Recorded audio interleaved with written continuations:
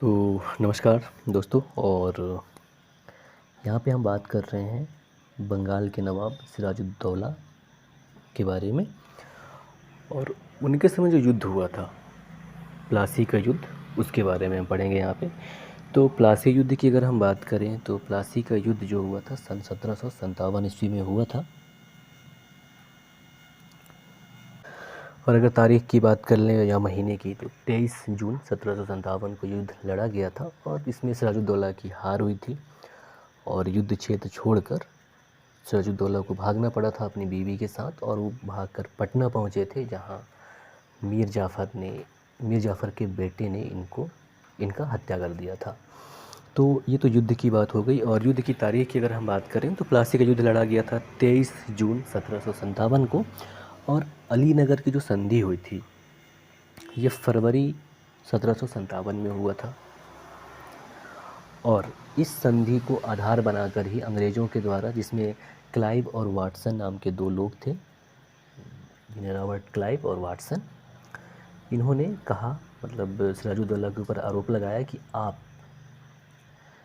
जो अलीनगर की संधि हुई है उसका उल्लंघन कर रहे हैं और इसके बदले में वो लोग इन पर हमला किए और बंगाल को अपने अधीन कर लिए। इसके बाद मीर जाफ़र को वहाँ का शासक बनाया जाता है। उसके बाद मीर कासिम बनता है। फिर कुछ दिन के लिए मीर जाफ़र को बनाया जाता है। तो ये प्रक्रिया चलती है, जिस पर हम आगे चर्चा करेंगे। तो जो मेन चीज़ है, पहला कि अलीनगर की संधि 1757 में हुआ फरवरी महीने में। और उसके बाद जो दूसरा चीज़ है कि प्लासी का युद्ध हुआ 23 जून 1757 ईस्वी को। और इस युद्ध में सिराजुद्दौला की टोटली हार होती है। तो हम थोड़ी सी सिराजुद्दौला के बारे में पढ़ लें। तो सिराजुद्दौला, जैसा कि ये बंगाल के नवाब थे और 1756 ईस्वी में ये बंगाल के नवाब बने। और चूँकि बिल्कुल नए उम्र के थे, है ना। और नए उम्र का मतलब, जब ये वहाँ के नवाब बने तो काफ़ी यंग थे। और अब चूँकि यंग थे तो इनसे थोड़ी बहुत गलती हो जाया करता था, क्योंकि मतलब राज का संभालना बहुत बड़ा बात होता है। बहरहाल, जब ये उत्तराधिकार में जब ये सामने आए, असल में ये क्या थे, जब इनको नवाब बनाया गया तो जो उनकी चाची, जिनका नाम घसीटी बेगम था, और पूर्णिया के सूबेदार जिसका नाम शौकत जंग, जो कि उसका चचेरा भाई भी था, ये सब इसका विरोध कर रहे थे। और इन्हीं सब विरोधों को दबाने के लिए जब 1756 ईस्वी में मई महीने में ये पूर्णिया जा रहे थे कि भाई अपने भाई को लोग समझाए, उनको समझा बुझा के अपना राजगद्दी वाला जो मामला है उसको ठीक करो, जा ही रहे थे कि इनको पता चला कि अंग्रेज़ लोग कलकत्ता में अपना कुछ किले वगैरह का निर्माण कर रहे हैं। तो ये अपने घर का मामला छोड़कर अंग्रेज़ से उलझने आ गया। ठीक है। और यहाँ पे अंग्रेज़ों से पहला युद्ध हुआ और इस युद्ध में बहुत लोगों को बंदी बनाया गया, जिसमें ब्लैक होल घटना भी एक इसी से संबंधित घटना है। और यहाँ पे बस इनसे वही एक गलती हो गया, जैसा कि नॉर्मली भारतीय इतिहास में जो राजा लोग गलती करते आए हैं कि दुश्मन को कमज़ोर समझना, और यही हुआ। तो इन्होंने क्या किया कि जब अंग्रेज़ लोग फुल्टा द्वीप चले गए तो फिर आगे कुछ कोशिश ही नहीं की। 2-3 दिन गुजरा और तब तक अंग्रेज़ लोग हार गए थे 1756 ईस्वी का युद्ध। और उसी समय मद्रास में जब ये बात पहुंची कि बंगाल में हमला हुआ है नवाब के द्वारा, तो वहाँ से टीम आती है और वो लोग मदद करते हैं अपने अंग्रेज़ टीम का। और जो युद्ध होता है वो युद्ध सिराजुद्दौला हार जाते हैं। और उसी के परिणाम स्वरूप ये जो अलीनगर की संधि होती है, जी उसी के परिणाम स्वरूप होता है फरवरी 1757 ईस्वी में। और इस संधि की अगर हम बात करें तो इस समय क्या क्या हुआ था इस संधि में, तो इस संधि में अंग्रेज़ों ने ये तय किया कि बंगाल पर लड़ाई में जो भी खर्च हुआ वो हर्जाना नवाब दे। इसके अलावा अंग्रेज़ों को कलकत्ता में सिक्का ढालने का अधिकार मिल गया अलीनगर की संधि से। और जैसा कि बताया आपको शुरू में कि प्लासी युद्ध का तत्कालिक कारण भी अलीनगर का संधि न मानना बहाना बनाया गया था रॉबर्ट क्लाइव और वाटसन के द्वारा। तो इसके परिणामस्वरूप अब 23 जून 1757 ईस्वी को प्लासी का युद्ध होता है और इस युद्ध में नवाब सिराजुद्दौला की हार होती है।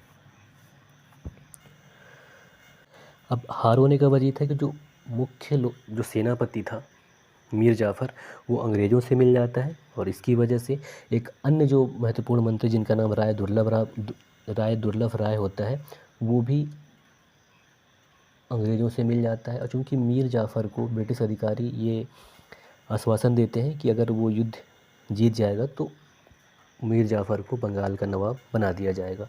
तो इसी दशा में अब ये 2-3 घंटे में ये युद्ध ख़त्म हो जाता है ये। और जब युद्ध चलता है तो सिर्फ 2 सेनापति मीर सिराजुद्दौला के, जिसमें एक का नाम मीर मदन और दूसरा का नाम मोहनलाल, ये दोनों बेहतरीन नवाब की तरफ से युद्ध करते हैं। और फिर भी चूँकि सेना लोग ढंग से लड़ाई में भाग नहीं ले रहे थे, इसके लिए सिराजुद्दौला की हार हो जाती है। अगर सिराजुद्दौला के सिपाहियों की संख्या की बात की जाए तो ये लगभग 50,000 थी, जबकि ब्रिटिश लोगों के पास सेनाओं की संख्या मात्र 3200 थी। तो जैसा कि बताया आपको, इस युद्ध में मीर जाफ़र और दुर्लभ राय ढंग से साथ दे ही नहीं रहे थे।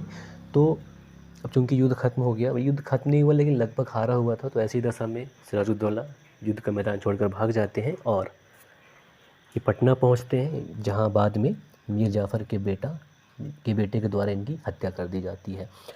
और अब क्या होता है, जब ये बंगाल का युद्ध ख़त्म हो जाता है, प्लासी का युद्ध 1757 वाला, 23 जून 1757 ईस्वी को, तो मीर जाफ़र को बंगाल का नवाब नियुक्त किया जाता है।